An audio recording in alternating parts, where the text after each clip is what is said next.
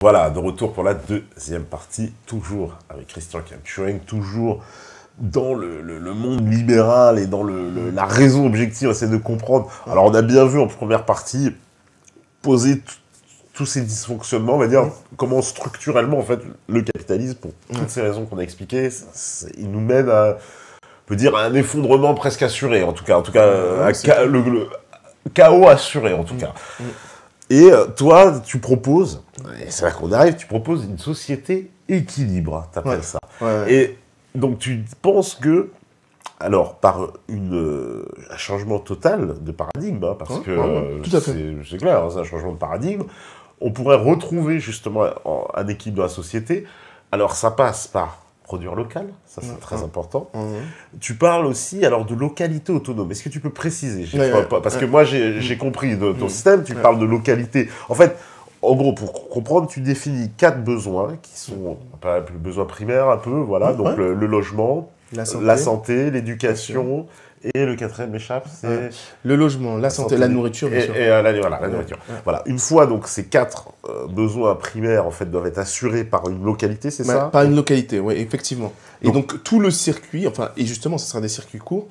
L'autonomie, qu'est-ce que c'est? C'est ça. C'est au moins assurer le minimum vital pour ses concitoyens. Mais il faut redéfinir le minimum vital. Et le minimum vital, oui, ce sont ces 4 besoins primaires.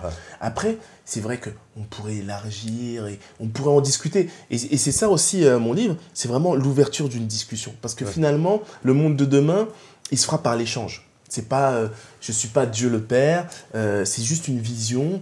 Et pour moi, il est clair que l'autonomie, ça passe par là. Alors, quand tu dis autonomie locale, à quel niveau d'administration tu places ça? La commune, le département, la région, plutôt? C'est comment?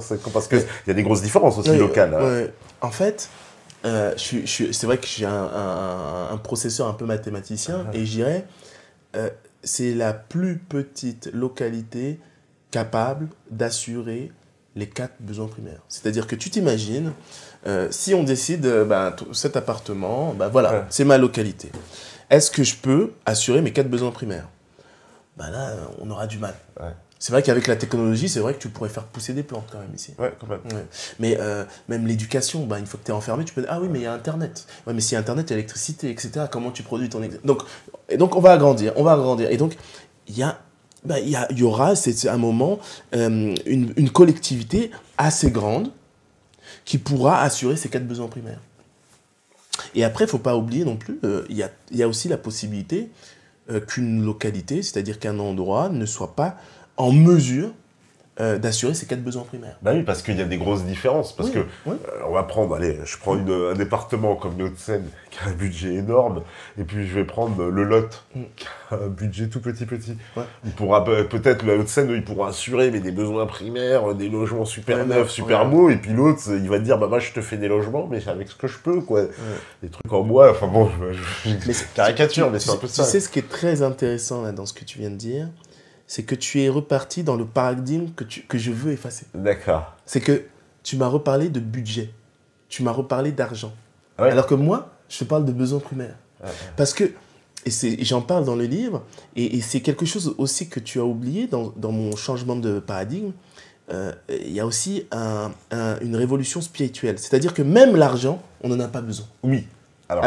Bon, oui, tu dis que... Mais on expliquera, c'est pour comprendre. Mais bien sûr, tu dis que l'argent, t'en as pas besoin. Ça, c'est très intéressant. Parce que là, je viens de te parler de 4 besoins primaires. Et nullement, j'ai mentionné le terme budget ou argent.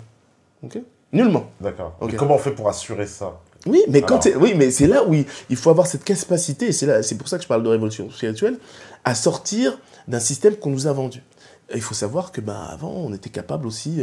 là, à chaque fois qu'on dit « Ah, tu veux revenir au Moyen-Âge ?» Non, c'est pas ça. Mais à la base, en tant qu'individu, tu es productif. Aujourd'hui, nous, on est des outils de consommation. C'est-à-dire qu'on ne sert qu'à consommer. Donc, voilà. Mais à la base, tout individu a une capacité de production. Oui, d'accord. Et donc, cette localité, elle va s'organiser de telle sorte à réussir à délivrer à sa communauté les 4 besoins primaires. Mais ça va dans les deux Et sens. c'est organisé, mais Hein? par exemple, regarde, Ouais. pour faire de l'agriculture, Oui. euh, Tu vas me dire, tu as besoin d'argent. C'est ça? non, mais Non. il faut du savoir-faire aussi. Mais le savoir-faire, c'est ce qu'on appelle l'éducation. Ouais, mais est-ce que tu vas pas te confronter à d'autres problèmes? Par exemple, localement, faire de l'agriculture, dans le Hauts-de-Seine, ça va être plus compliqué que dans la Creuse. Parce que tu n'auras pas d'espace pour faire cette agriculture et pour nourrir tout le monde. Tout à fait, tout à fait. Mais là encore, il faut sortir des contraintes qu'on a aujourd'hui. C'est-à-dire que les Hauts-de-Seine, peut-être que ce n'est pas suffisant en termes de localité autonome. Ou peut-être même que finalement, faut redécouper, oui, faire voilà. L'idée, elle est là. Mais je sais que ça paraît. Moi, je vais te dire, hein, j'ai pas mal de retours sur le livre. Et il y a deux types de retours. Il y a ceux qui me disent: ah, je suis d'accord avec vous, mais les Français sont pas prêts. Mais ce qui est intéressant, c'est que c'est cette résilience, c'est le fait qu'on sous-estime l'autre. C'est que chacun individuellement, on s'estime capable, mais on estime que la collectivité ne peut pas. Et c'est ce qui se passe même pendant les élections. C'est que, non, il faut que je vote utile. Ça veut dire quoi, voter utile? Ah, j'ai envie de voter pour ce candidat, mais mon vote seul, ça va rien faire. Il faut que je vote utile. Mais si tout le monde pense comme ça, c'est normal qu'on soit dirigé vers les mauvais candidats. Mais l'idée, c'est d'avoir conscience de son pouvoir individuel. Je ne sais pas si ça a du sens. Si, je comprends. Mais tu peux pas, comment dire... parce que là, c'est presque une révolution parce que comment assurer... Parce que même ces besoins primaires qu'on a décrits, pour pouvoir les assurer pleinement... Tu vois, il y a encore un autre terme. Pleinement. Pleinement. Ouais. Tu sais tout ce qu'il y a derrière le pleinement. Tu vois, et pourquoi je parle de besoins primaires? Ouais. Et maintenant, tu me rajoutes le pleinement. Parce qu'il y a encore cette idée de désir, cette idée de consommer, de se sentir à l'aise. Je veux bien. Mais... quand même, par exemple, au niveau de la santé, je prends l'exemple. Un hôpital qui fonctionne bien, ça nécessite une grosse organisation, un savoir-faire incroyable. En France, n'a-t-on pas... On a quand même... On l'a, d'une certaine façon. Ouais. Et à un moment, je cite des exemples précis parce que les gens vont souvent dire « Ah, c'est utopique ». Non, c'est concret. On parle de Cuba. Cuba, aujourd'hui, fait partie des meilleurs pays en termes de santé. Qu'est-ce que la France a, qu'est-ce que Cuba a que la France n'a pas? Mais il faut se rendre compte des choses. Ouais. C'est des leaders avec une vision et une résilience. C'est ça. Et il faut aussi que cette vision, elle se répercute aussi dans la population. C'est qu'on soit tous unis. Ouais. Mais c'est possible. Les exemples, il y en a des milliers. Quand on voit juste à côté en Europe, les pays nordiques, mais au niveau politique, il y a une révolution au niveau des pays scandinaves. Que ce soit le Danemark, même les Pays-Bas, la Suède, la Norvège. Non, il y a eu cette volonté de changer les choses. Oui, tout à fait. Mais non, ça c'est intéressant. Mais pour comment dire, pour qu'il y ait une espèce d'unanimité, en fait, que tu vois... Fédérer. Pour fédérer, voilà, exactement, les gens, ça ne peut être qu'autour d'un projet commun. Ouais. Donc ça veut dire qu'il faut et que les gens, très sincèrement, parler de façon brute, mais pour qu'ils adhèrent en fait à une idée, il faut que leur intérêt soit le même. C'est-à-dire, il faut qu'ils comprennent que dans le système que tu leur proposes, entre guillemets, leur intérêt ne sera pas menacé, pour qu'ils puissent... Ah oui, mais attention... Alors là, je sais que c'est un paradigme capitaliste que je dis, mais volontairement. Mais c'est ça qui est intéressant, c'est qu'on aura souvent tendance à se révolter, etc., etc. Et quand vous avez une proposition universelle, parce que c'est ça aussi, cette proposition, elle est universelle. Pourquoi aujourd'hui, même le terme intérêt, tu vois, la société équilibre, non, l'intérêt, pourquoi on veut du profit? Les gens ont du mal à... Pourquoi veut-on du profit? Pourquoi veut-on accumuler des richesses? En fait, il y a deux grosses choses qui nous motivent. La plupart du temps... le matérialisme quand même, le capitalisme il est fort, il nous vend bien son matérialisme quand même. Il y a tout ce qui est matérialisme, capitalisme, et donc c'est profiter de l'instant présent. Et il y a aussi cette notion de peur. La peur de tomber. La peur de ne rien laisser à ses enfants. il y a aussi cette notion de peur. Donc finalement, il y a deux types de visions concernant le profit. Mais si on met en place cette société équilibre, ben moi, j'aurais plus peur pour mes enfants. Donc ça ne me servira à rien de courir comme un fou, acheter des maisons, tout ça, juste pour subvenir à l'éducation de mes enfants, la nourriture de mes enfants, leur logement, etc. Donc imagine la mentalité. Maintenant, la luxure, tout ce qui est la luxure, tu vois, le lapsus, non, tout ce qui est le plaisir instantané. Et ben c'est là où je parle de révolution spirituelle. Est-ce qu'on en a vraiment besoin? Est-ce que finalement, avoir une BM, c'est vraiment utile?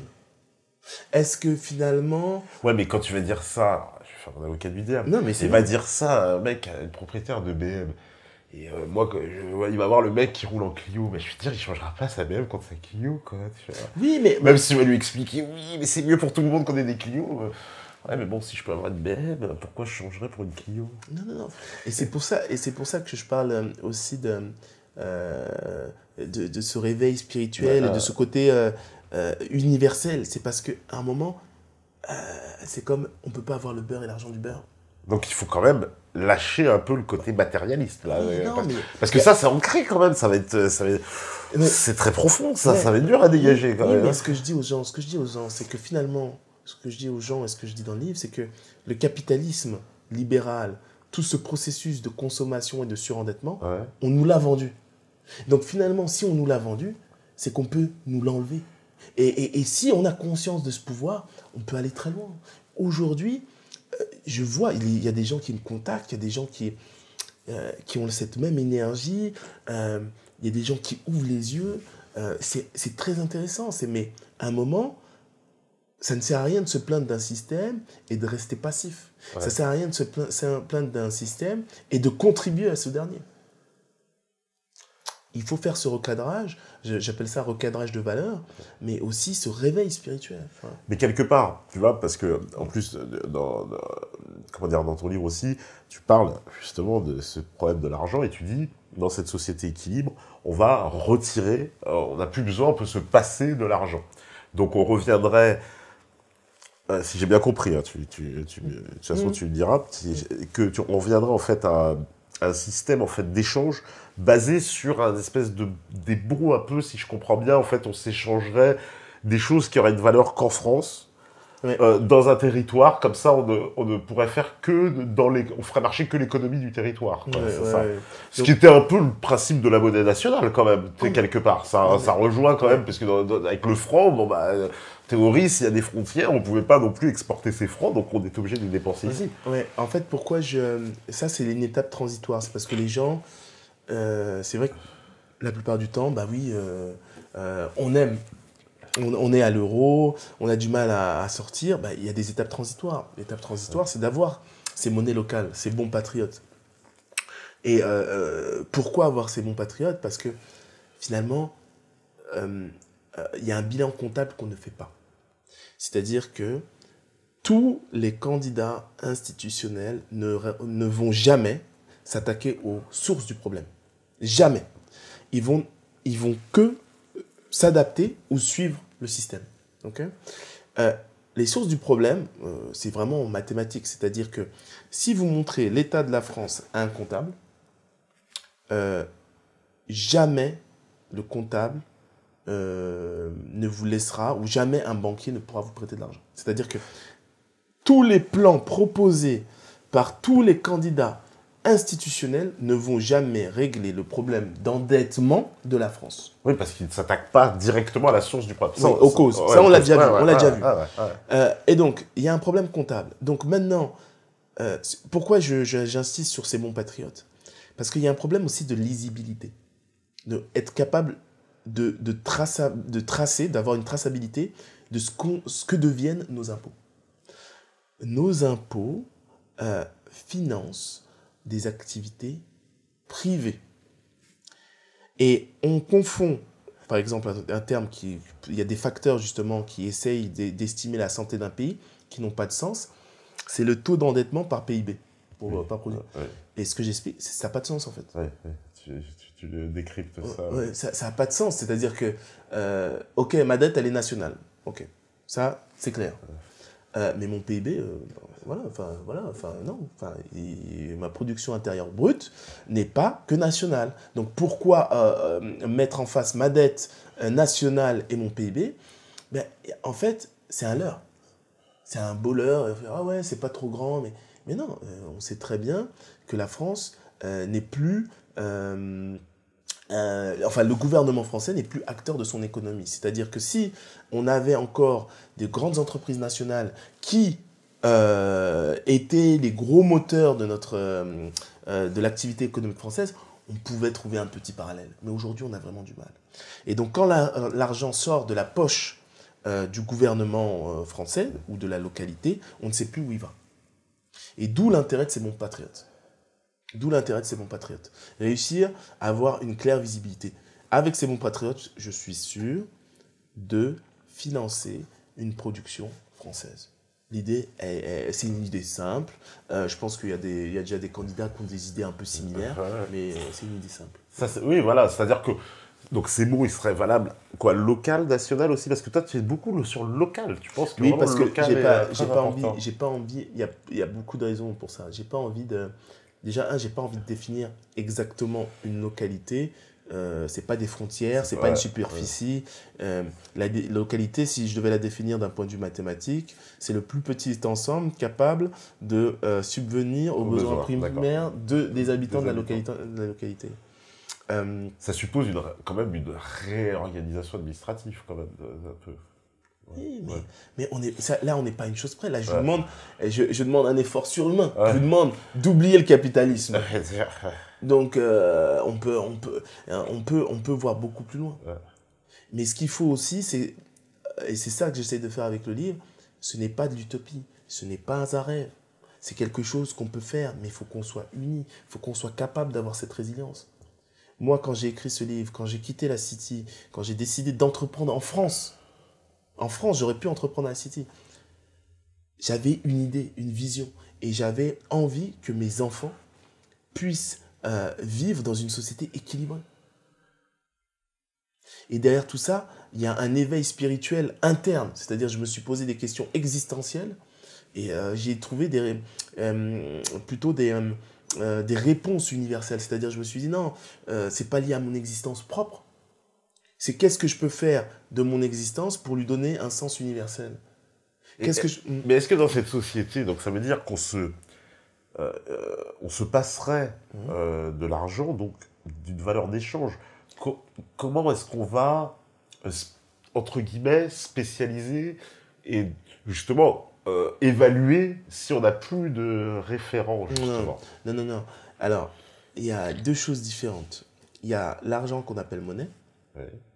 Et il y a ce qu'on appelle aussi des valeurs de référence. Ouais. Donc l'idée, elle est là. Et ce n'est pas une idée nouvelle. C'est que l'argent, monnaie, c'est quelque chose qui est paradoxal, intrinsèquement. C'est-à-dire que quand je fais un billet de 5 €, il y a un coût de production du billet de 5 €. Oui, bien sûr. Oui. Ce coût de production, il peut être inférieur au coût de production d'une pièce de 5 centimes. Bon, c'est pas le cas, mais ce qui est le cas, c'est que la valeur du métal d'une pièce de 5 centimes est au-dessus de 5 centimes. Donc, c'est pour ça qu'on vous dit, et c'est interdit de faire fondre l'argent. C'est interdit. Mais c'est une réalité. C'est un paradoxe. Et maintenant, imaginons, on peut avoir une monnaie de référence qui a une valeur intrinsèque. On se rappelle, avant, la référence était l'or. Okay. L'or, ça a une valeur intrinsèque.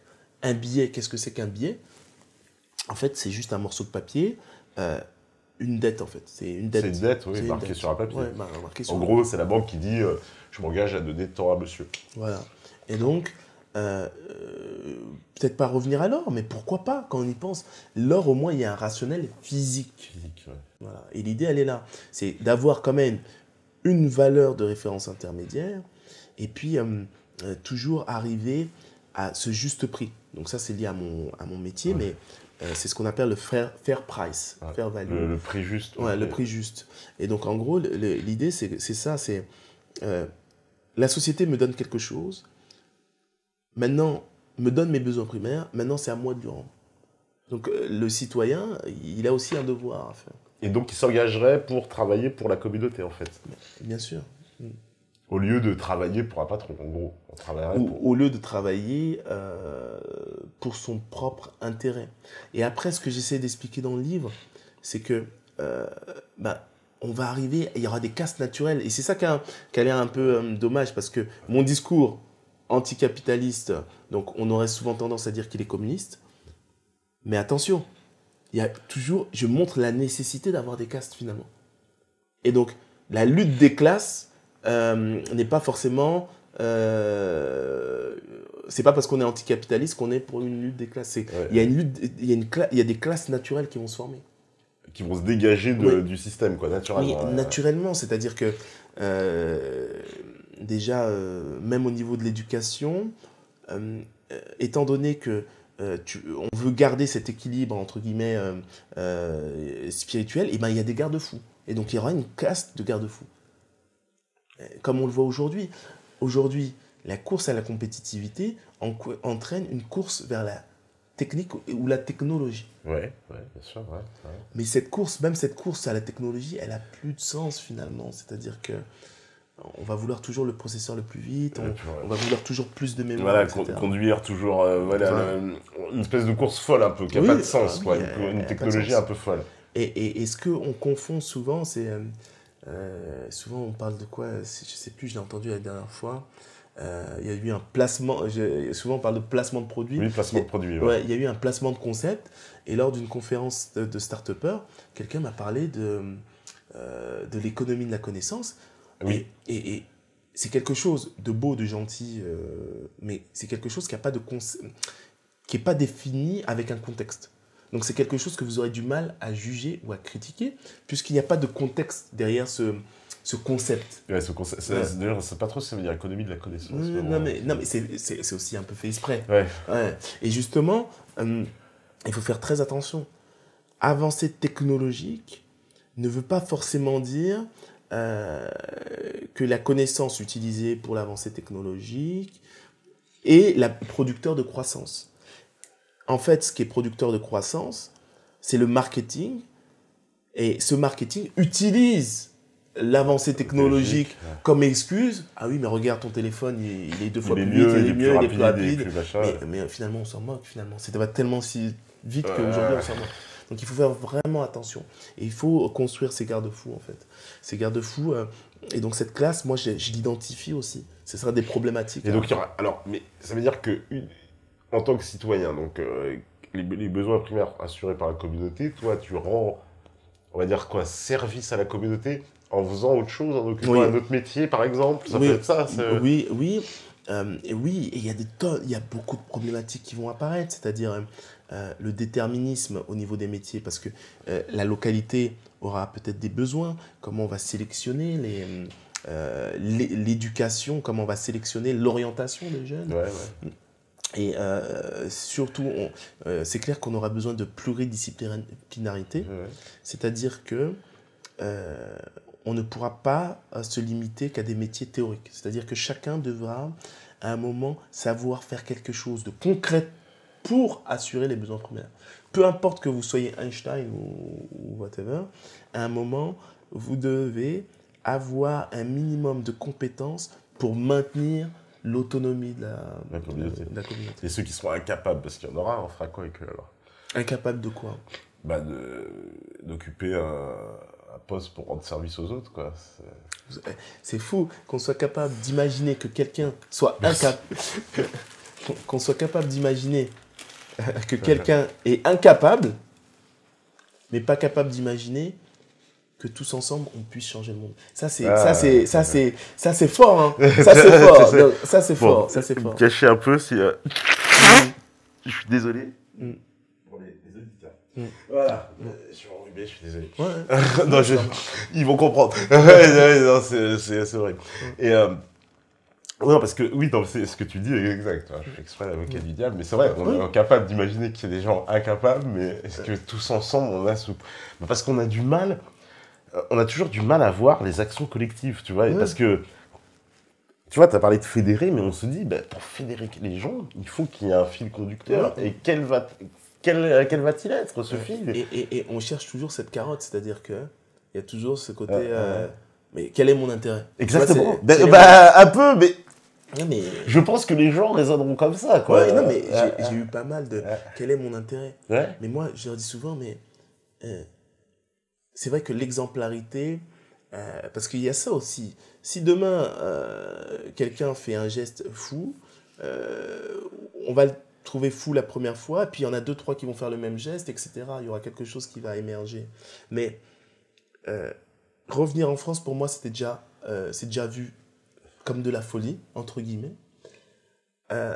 Mais je pense qu'on peut aller au-delà de ça. Et moi, j'ai rencontré des gens, justement, qui sont déjà dans ce paradigme. Ouais. Ouais. Et quand on me dit quels sont vos intérêts, moi, je ne pense même plus à moi. C'est-à-dire que l'exposition, moi, la politique, je déteste ça. Le temps que j'ai mis à faire ce livre, c'est un temps que j'aurais pu passer à peindre, à gagner peut-être beaucoup plus d'argent, etc. Mais je ne suis plus dans ça. Ouais. C'est que je me dis que demain, je peux arriver à 60 ans avec un gros compte en banque, mais rester vide et rempli de regrets. Donc, et ça, je ne veux pas. Et mes enfants, ils pourront me dire, mais papa, pourquoi le monde il est aussi injuste? Et je leur dirais, ouais, c'est comme ça. Non, c'est pas comme ça. Non, on a tous notre responsabilité. Et c'est vrai que quand on dit quel est l'intérêt, ben, pensez aux générations demain. Pensez aussi à votre contribution à ce manque de substance de notre système. C'est ça aussi. Mais alors, faut sortir aussi du système individuel, là, dans ce que tu m'expliques. Il faudrait qu'il y ait plus de collectifs, parce que le système individuel, finalement, le capitalisme, il nous enjoint quand même à cette individualité, parce que, et c'est normal, parce que tu vas plus payer en étant tout seul que si vous êtes à 10 à payer quelque chose. Par définition, j'ai plus intérêt à en faire... Tu vois, à individualiser tout. D'ailleurs, hein, on le voit même avec les produits, ça s'individualise. On te vend tout maintenant en portions individuelles, en machin, en truc. Des fois, un tout petit truc, finalement, c'est un peu ridicule des fois. Et donc, ça veut dire qu'il faut sortir aussi de ça, de cet l'individualisme qui est présent partout. Mais je vais vous dire, on est dedans. C'est-à-dire qu'on arrive à un point de saturation. Et je pense que les politiques n'en ont pas encore conscience, mais c'est fini. Je le vois, moi je le vois tous les jours. Je suis dans un environnement, un écosystème de start-up, mais tout ce qu'on voit qui est collaboratif, ce dont je vous parle dans ce livre, c'est réel. Ouais, c'est réel. Le collaboratif, ça c'est vraiment... C'est en train de se développer à toute vitesse. On rentre dans une société de partage, pour prendre l'expression d'Alain Ménagem. Voilà, société de partage qui est en train de... Là, on a... Selon lui, d'ailleurs, il serait extrêmement d'accord avec toi, parce qu'il pour lui, il dit on a déjà changé de paradigme. C'est-à-dire l'ancien monde, il s'accroche, mais c'est quelque chose qui n'existe plus. Qui va de toute façon, qui n'existe déjà plus, qui est en train de s'effondrer. Mais qu'on va de toute façon vers cette société de partage. Et toi, c'est intéressant, parce que tu dis, bon, allons encore plus loin. En gros, cette société de partage, il faut quand même l'organiser. Et voilà, trouver une organisation qui soit profitable à tous, en gros. Oui, c'est ça. C'est ça, parce que c'est comme ma proposition. On peut remettre en cause les 4 besoins primaires. Et on peut parler de sécurité, on peut parler de transport, etc. Et quand on parle... On peut les ajouter aussi. Oui, c'est ça en fait ce que je dis. Mais la sécurité, pourquoi on a besoin de sécurité? Ah bah, pour se sentir... Non, mais... Pourquoi on a besoin de sécurité? Bah, pour se sentir justement serein. Parce que si je suis dans un endroit et que je suis pas sûr, bah, je suis pas serein dans ma tête. Non. Tu vois bien, c'est vrai. Non, mais... Imagine si on est là, puis qu'il y a des mecs avec des calages devant nous, on va pas être très serein longtemps sur le canapé, on sera pas très sûr. Non, mais je comprends. Mais après, c'est vrai que ça peut paraître fou, mais imaginons, il n'y a plus de raison de... vous... Qu'est-ce que je veux chez toi? Je veux rien, finalement. J'ai déjà tout. Qu'est-ce que je vais vouloir de toi? Oui. Mais après, ça n'empêche pas les cas isolés, les psychopathes. S'il n'y a plus d'argent, déjà... T'enlèves aux criminels un sacré objet, c'est déjà... Mais... Ils vont chercher à te tuer, mais non, je blague, non, mais tu vois, si tu leur enlèves leur truc, parce qu'il n'y a plus d'argent, il n'y a plus... Le crime, quelque part, voilà, non, mais c'est ça, disparaît un peu. Mais c'est ça qui est intéressant, c'est que, en fait, finalement, ce que je leur enlève, c'est ici. Parce que ce que je leur enlève, c'est pas leur besoin primaire. Et même quand les gens sont fâchés vis-à-vis des banques, ce que j'ai tendance à leur dire, c'est que, attention, les banques, elles volent que votre argent. Il faut penser à ça. Les banques ne volent que votre argent. Il y a d'autres institutions, ils vous empoisonnent. Là, tu es en train de boire un thé, un café. Tu sais pas ce qu'il y a dans ton café. Tu sais pas ce qu'il y a dans ton café. Là, tu es malade, tu vas voir le docteur, on va peut-être te passer des médicaments. Tu sais pas ce qu'il y a dans tes médicaments. Tout à fait. Et donc, les banques ne s'attaquent qu'à votre argent. Après, c'est vrai, si on amplifie, c'est vrai qu'il y a un moment, même moi, ça m'est arrivé, où on travaille sur des produits, on peut travailler sur de la spéculation sur du blé. Donc, à un moment, oui, on s'attaque un peu à ta nourriture, c'est clair, mais finalement, il y a vraiment d'autres méchants, entre guillemets. Oui, il y a des gens beaucoup plus méchants. Des gens qui s'attaquent à tes besoins primaires, ta santé, ton éducation. L'éducation. Non. Et donc, il faut remettre les choses dans leur contexte. Ouais. Parce que ça, c'est une reprise en main.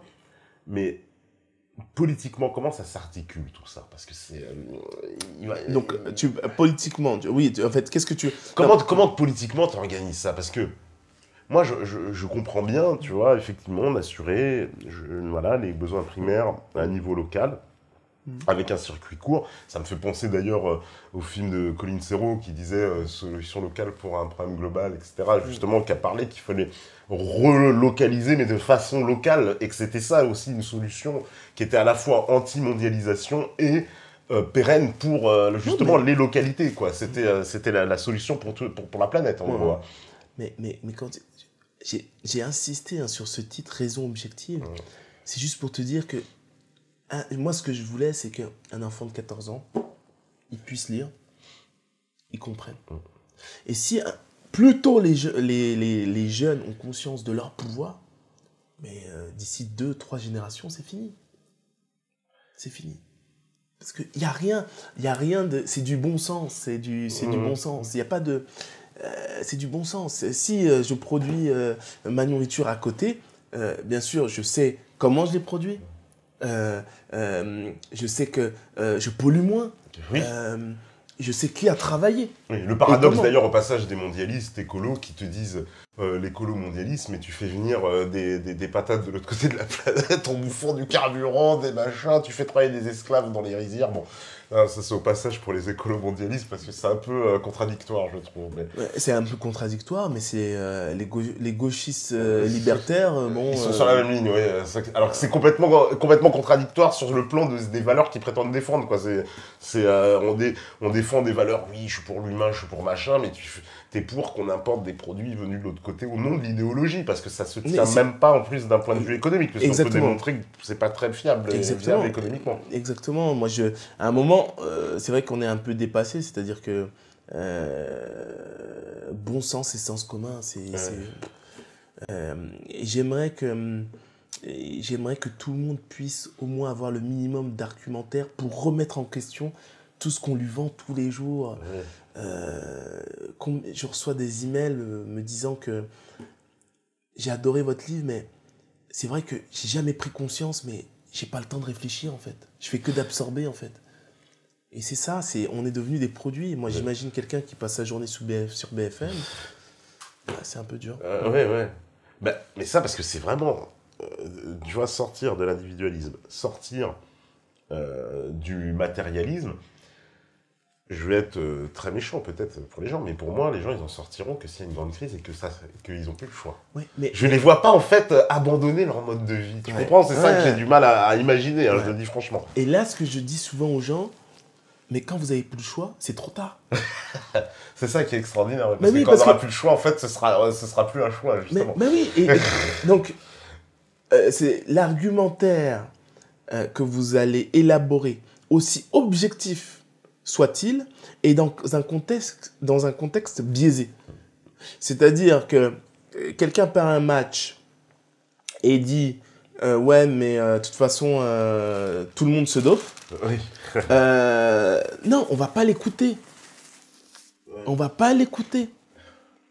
Parce qu'il est dans le contexte d'un perdant. C'est ce qui s'est passé avec les Grecs. Les Grecs, ils vous disent c'est illogique. Les Grecs vous ont dit, via un vote, ne nous donnez plus d'argent. Oui, en gros, oui, avec le Ne- référendum. Oui, oui, Ne c'est clair. nous donnez... Non, tiens, tu vas quand même Tu le vas prendre. quand même le prendre, prendre. toi. Parce que là, tu nous mets un peu dans la mouise, là. D'accord, tu pourrais t'en sortir tout seul, mais ça voudrait dire, ça remettrait trop de choses en question. Donc, tu vas quand même prendre l'argent. Et donc, c'est ça, il ne faut pas attendre que ça soit trop tard. Et la France, elle a un rôle important parce que la France, elle a encore la faculté de contrôler ses quatre besoins primaires. La France, elle a mis ses producteurs sous perfusion, mais ils sont toujours là. La France, elle peut produire, la nourriture, elle peut le produire. La France, au niveau éducatif, elle a été un modèle. Au niveau social, elle a été un modèle. Au niveau santé, elle a été un modèle. Et on est en train de tout perdre. Alors qu'il nous suffirait, mais vraiment, hein, Oui, moi j'ai connu, tu vois, quand j'étais petit, Moi aussi. on était numéro 1 Oui, dans partout. l'éducation, on était numéro 1 dans la santé, Système social. on était numéro 1 dans le système social, et tout le monde nous enviait, la planète entière disait, mon Dieu, vous avez de la chance en France. Les vacances. On avait les congés payés, on avait les machins, enfin tu vois, la France était montrée effectivement en modèle partout. Et tout ça, effondré, disparu, les Français le vivent très mal. Et ça, c'est aussi un des trucs, du grand malaise français, de se sentir déclassé comme ça, de sentir que son pays n'est plus... il n'est plus aussi, justement, il n'est plus garantir, tu vois, ce confort de vie tel qu'on l'a connu et justement assurer ses besoins-là. Ouais. Voilà. Et c'est vraiment dommageable parce que je pense que ce modèle, c'est pour ça aussi que je reviens, c'est parce que j'ai profité de ce modèle social, éducatif. Mon parcours, il est aussi associé à ce contexte. Et si je suis revenu, comme je te dis, entreprendre, c'est pour retrouver ce modèle.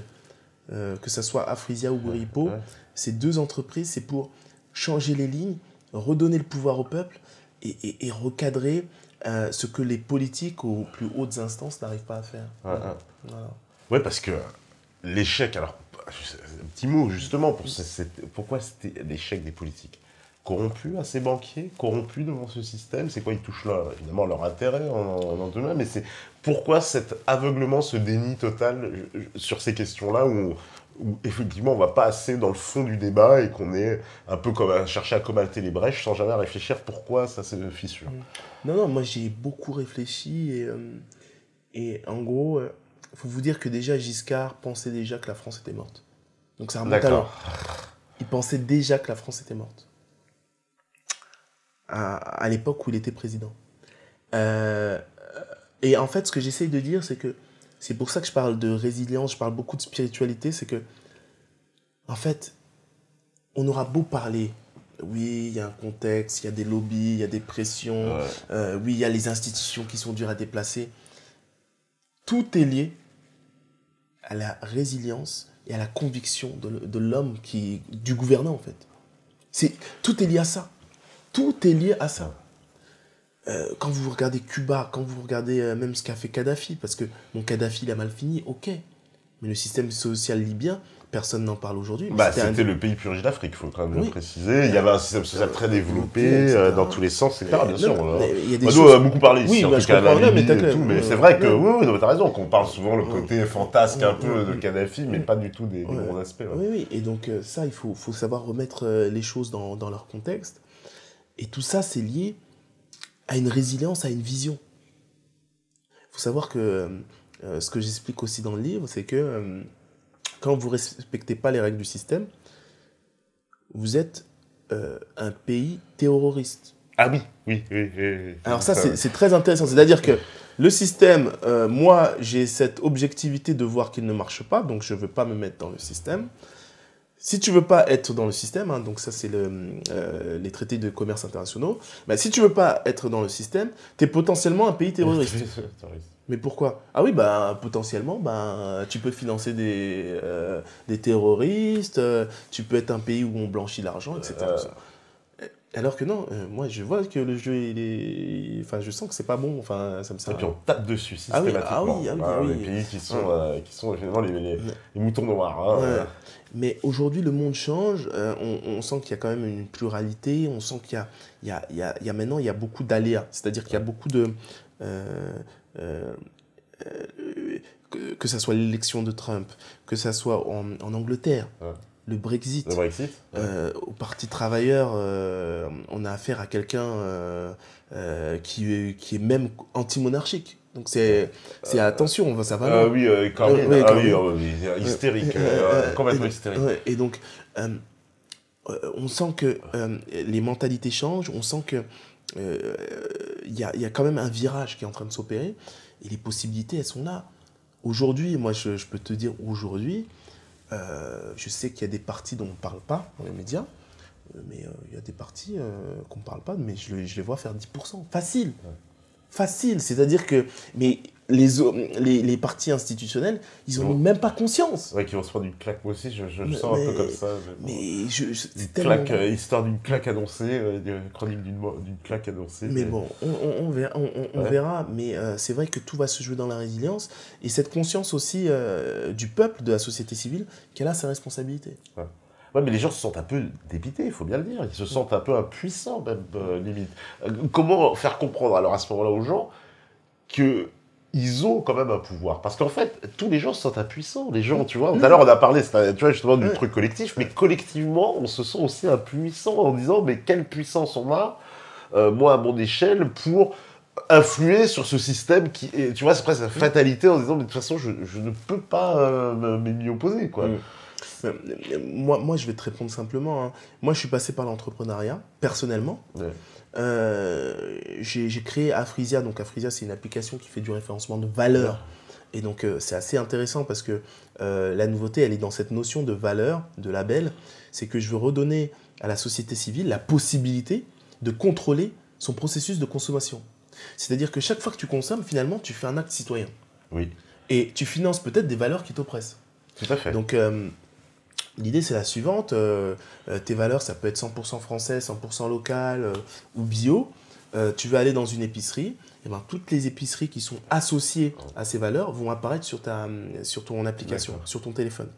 Et donc, mais ça ne peut pas aussi, un effet pervers de ça, développer justement un consumérisme communautaire? Oui, mais... c'est-à-dire au sens, tu vois, bah, je dis clairement, bah, j'achète mon truc parce que c'est fait par des Noirs, j'achète mon truc parce que c'est des Juifs, j'achète mon truc parce que c'est des musulmans, enfin, tu vois, il y aura toutes les bonnes raisons ce soir. Moi, c'est ça qui est intéressant aussi. On a essayé de casser les idées reçues. On a fait une étude de marché et on a vu que 70% des personnes interrogées considéraient une communauté comme un ensemble de valeurs. D'accord. Devant race, religion, origine. Et donc ça, on a trouvé ça intéressant. Et ce qu'on a trouvé intéressant, c'est aussi le fait que, je sais pas... Donc ils mettent des valeurs au-dessus, tu veux dire qu'il y a une communauté de valeurs. Qu'une communauté, c'est un ensemble de valeurs. C'est un ensemble de valeurs, ouais. Ce n'est pas une race, ce n'est pas une religion, ce n'est pas... Ça ne peut pas se réduire à ça. Voilà. Et donc c'est ça qui est intéressant. Entre ce qu'on fait passer dans les médias où finalement communauté implique communautarisme, ce n'est pas du tout le cas. Justement, à travers Afrisia, je ne développe pas d'anti quelque chose. Je développe de l'amour pour quelque chose. Je développe donner du sens à sa consommation. Parce que c'est ça, le nerf de la guerre, il est quand même économique. Et si tous ensemble, on décide, voilà, le 100% français, eh ben, j'ai pas besoin d'attendre Montebourg, c'est ça? Montebourg, qui l'a proposé. Ou X ou Y. Ouais. Aujourd'hui, nous, on fait appel aux collectivités locales. Pourquoi? Pour leur dire, écoutez, parce que je pense que la politique locale a encore du sens. Je dis, écoutez, voilà, vous pouvez encore sauver les cœurs de votre ville. C'est-à-dire qu'aujourd'hui, on voit que les centres-villes, ils sont attaqués. Ah, mais les grandes surfaces qui étaient à l'extérieur, bam, là, il n'y a plus que des agences immobilières et des banques. Il n'y a plus de commerce. Le commerce a été tué par la grande distribution en France. Mais parce qu'on a fait un choix aussi. Ça, ce sont nos responsables politiques. Parce qu'ils ont fait un choix de favoriser l'implantation des grandes surfaces. À un moment donné, c'était un choix politique. Je sais qu'il y a des pays qui ont fait des choix inverses, et ils n'ont pas tué leur petit commerce, parce que justement, ils ont dit, nous, on ne veut pas de ces grandes distributions, et du coup, ça a conservé le petit commerce. C'est un choix. Oui, c'est un choix. Mais regardez, il y a encore cette dépendance du système politique. C'est-à-dire que demain, un autre, vous votez, vous élisez un homme politique un peu plus faible, ou qui est plus ouvert au lobbying, j'allais dire à la corruption, au lobbying, eh ben, ces petits commerces, ils peuvent disparaître. Mais si la population civile a cet outil, ou même, c'est même pas lié à cet outil, mais a les moyens d'avoir conscience de son pouvoir. Et non, les petits commerces, c'est vous. Quand vous décidez d'acheter en grande surface alors qu'il y a un petit commerce qui fait la même chose, c'est votre choix, c'est votre responsabilité. Bien sûr. Et le petit commerce qui va finalement réussir à être identifié par l'application, il va fidéliser autour de lui, fédérer autour de lui, et même ses prix, vous allez voir qu'à un moment, il va aussi les diminuer. Oui, mais si on l'aide pas, ça ne pourra pas se produire, quoi. Il faut à un moment donné une volonté politique. Parce que si on casse, parce que ces gens, clairement, ce capitalisme-là, voilà, les grandes marques de distribution, elles sont bien représentantes de ce capitalisme. Ça va être du mal à les abattre quand même. Ces gens-là sont extrêmement puissants, extrêmement implantés, extrêmement... Non, mais... Comment on abat une société comme Auchan, par exemple? Non. Le but n'est pas d'abattre Auchan. Le but, c'est pas ça. Le but... Vous Ça y ressemble quand même. Non, pas du tout. Parce que ce qui est intéressant, il y aura toujours des gens qui vont aimer Auchan. Auchan, ça s'est créé parce qu'à la base, il y avait une sorte de besoin. Le problème, c'est qu'il y a une course du capitalisme libéral qui fait que Auchan, ils se sont dit, bon, avant, on était à l'extérieur parce que, voilà, on était une grande surface, on s'attaque au centre-ville, on est des petits supermarchés avec des prix très élevés. Ouais. Voilà. Mais le but, c'est pas d'attaquer Auchan. Le but, c'est de financer ses valeurs. C'est-à-dire qu'aujourd'hui, même si vous avez des valeurs, vous avez du mal à rester consistant par rapport à vos valeurs. C'est-à-dire que même si moi, aujourd'hui, je décide de manger bio, à un moment, j'ai faim. Ouais, mais est-ce que, alors dans ce système-là, est-ce qu'il n'y a pas un danger que, tu vois, ces grandes entreprises, toi, tu arrives avec ton projet, elles intègrent parfaitement ça et elles disent, bah, attends, moi, je me mets à la place, hein, je te dis, je fais l'avocat du diable, je me mets à la place, je suis le directeur de communication de chez Auchan. Ah, super, non, mais il n'a pas tort et tout. Je vais faire les valeurs Auchan. C'est du marketing. Hein. Je vais te vendre des beaux clips. Oui, nous, tout est fait à la main. Et tout le monde. Ah, mais c'est génial, Auchan. Ouais, mais attends. Non, mais là, ce qui est assez intéressant, c'est que c'est déjà le cas. En plus, c'est déjà le cas. En plus. Nous, ce qu'on veut, c'est pas ça. On n'est pas là pour donner de la visibilité à des grands qui ont les moyens de fabriquer leur communication autour de valeurs. Pas du tout. On est là pour aider des petits à être plus visibles. On est là pour aider aussi des utilisateurs à localiser leurs valeurs. Parce que beaucoup, on a envie de manger bio, on a envie de manger local, mais on est pressé, on est toujours dans ce système, etc. Là, bam, vous êtes capable de localiser vos valeurs et il n'y a plus d'excuses. Donc quand tu parlais de qu'est-ce qu'on peut faire tout seul, eh ben, moi, j'ai essayé, hein, mon engagement, c'est ça. Je délivre cette application. Mais après, c'est comment les gens l'utilisent. Et bon, chacun, on peut changer les choses à notre façon, à notre petit niveau. Et c'est faisable. Il y a un tas d'initiatives. Il y a des producteurs qui créent des coopératives et qui vont vendre directement aux consommateurs. Tout à fait, bien sûr. Mais ça, c'est justement ces politiques-là qui sont pour moi excellentes, c'est-à-dire les AMAP, qui sont à la fois locales et favoriser ce qu'on appelle les circuits courts, c'est-à-dire de plus en plus producteurs, consommateurs, ce qui devrait être d'ailleurs la logique économique.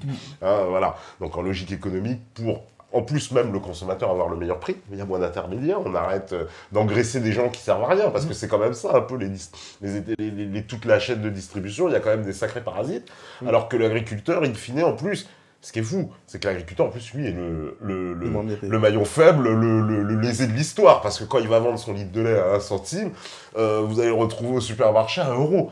Qui a pris les 90 centimes entre-temps qui restent? Enfin, c'est quand même extraordinaire. Donc, ça, ce principe-là, c'est vrai que je suis d'accord, faut le démocratiser. Mais ça peut pas se faire, vraiment. Enfin, je te pose la question, est-ce que tu crois que ça peut se faire sans qu'il y ait vraiment un pouvoir politique fort, parce qu'il va devoir l'imposer, ça pourra pas, j'ai l'impression, moi j'ai du mal à comprendre comment ça pourrait faire naturellement, même avec une volonté citoyenne, s'il n'y a pas un pouvoir derrière politique qui impose des règles en disant, ben non, on va changer les règles. Mais le pouvoir politique, en fait, moi j'estime, déjà je fais la différence entre le politicien institutionnel et le politicien local. Le politicien local, il y en a 2 types. Hein. Il y a bien sûr l'ambitieux qui veut faire quand même carrière. Et il y a aussi celui qui veut vraiment faire plaisir à sa communauté. Et lui, comme tout le monde, il est pris dans un étau, c'est-à-dire faire plaisir à ses habitants, et c'est peut-être ses intérêts personnels. Ouais. Et on peut justement arriver à quelque chose où, finalement, en favorisant cette initiative, ça suit ses intérêts personnels, donc en termes de visibilité, d'image, et en même temps, ça aide sa population. Ça aide les PME et TPE, et ça aide les gens aussi, les utilisateurs, à retrouver un peu de bon sens et de cohérence dans leur façon de consommer. Et donc, franchement, là, on est en train de discuter avec certaines collectivités, etc. Mais c'est ça, l'idée, elle est là. On avait presque expérimenté, c'est ça? Vous voulez expérimenter quelque chose dans cet esprit-là? Oui, et moi, je veux le démocratiser. Mais je vais te dire, on est tous responsables. Moi, ça m'arrive aussi d'aller voir des PME, TPE, et ils me disent, oh oui, mais ça coûte combien? Et je leur dis, mais écoutez, le but de l'application, c'est d'éviter le rapport qualité-prix. C'est d'avoir un prix juste. C'est à qualité égale, choisis mes valeurs. Et bien sûr, je pourrais faire comme tout le monde, faire un référencement gratuit, etc. Moi, je préfère un référencement sponsorisé. Mais l'idée, c'est pas de le faire gratuitement. C'est pas ça. Il y a un travail derrière, etc. Si demain, quelqu'un vient dans votre magasin et vous demande cet objet qui coûte 10 €, vendez-le-moi à 5 €, vous allez dire, mais non. Mais lui, il va vous dire, mais si, mais il y a le voisin là qui le vend à 5 €. Qu'est-ce que vous allez faire finalement? C'est ça aussi. Ouais. C'est ça, il faut remettre les choses dans leur contexte. Et vous voyez, même moi qui veux aider ces TPE, PME, à un moment, je suis confronté à leur propre paradoxe. Et c'est vrai que je suis passé par une logique de sponsoring parce que je me dis qu'on a tous un devoir. Et je ne peux pas m'arrêter. La résilience, elle est là.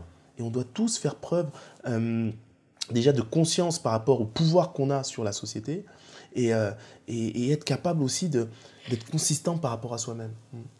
On va faire la deuxième pause, donc pile poil, et on revient juste après. Vous restez connectés sur Meta.tv. À vous la régie.